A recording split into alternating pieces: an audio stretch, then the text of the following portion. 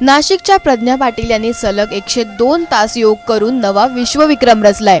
त्यांच्या या विश्वविक्रमाची गिनीज बुकात नोंदही होणार आहे। 16 जून पासून त्यांनी योग करायला सुरुवात केली होती। याच प्रज्ञा पाटीलशी बातचीत केली आहे आमचे प्रतिनिधी सागर वैद्य यांनी। खरं तर संपूर्ण नाशिकला, महाराष्ट्राला नाही तर देशाला आनंदाची अशी ही गोष्ट आहे, कारण मेल फिमेल दोघंही कॅटेगरीतले सर्व विश्वविक्रम प्रज्ञा पाटील यांनी मोडलेले आहेत। आणि आता माझ्यासोबत प्रज्ञा पाटील आहेत आपल्याशी बोलायला। मॅडम, खरं तर अभिनंदन आणि पहिली प्रतिक्रिया काय?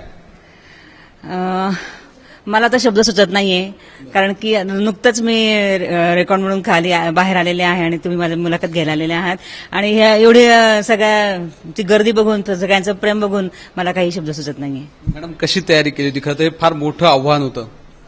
तयारीचं मी तुम्हाला सांगू शकेल, कारण तो टेक्निकल पॉइंट आहे। मी रोज कमीत कमी 10 ते 12 तास योगा सराव करत होते आणि जेव्हापासून ही डेट फायनल झाली 16 जूनला मी सुरू केलं पहाटे 4:30 वाजता।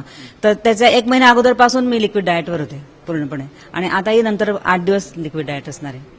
किती तास सराव करायचा रोज साधारण? रोज जवळजवळ 12 ते 13 तास सराव करायचे। नंतर मी मधून एकदा 28 तासाचा पण केला, नंतर 60 तासाचा पण केला कंटिन्युअस आणि मग 100 तासाला आले।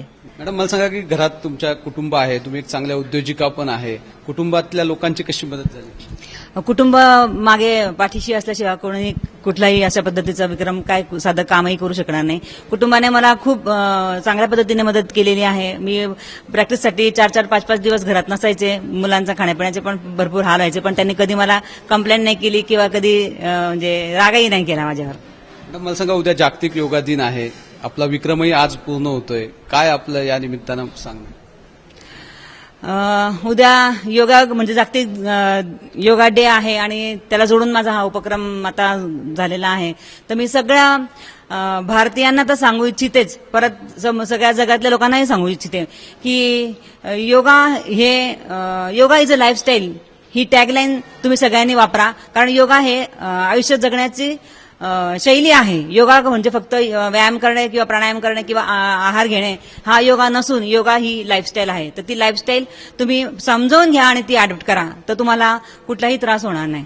कुठली आसनं आपण या सगळ्या 100 तासाच्या दरम्यान केली? काय वैशिष्ट्य होतं? कसं आव्हान होतं सगळं?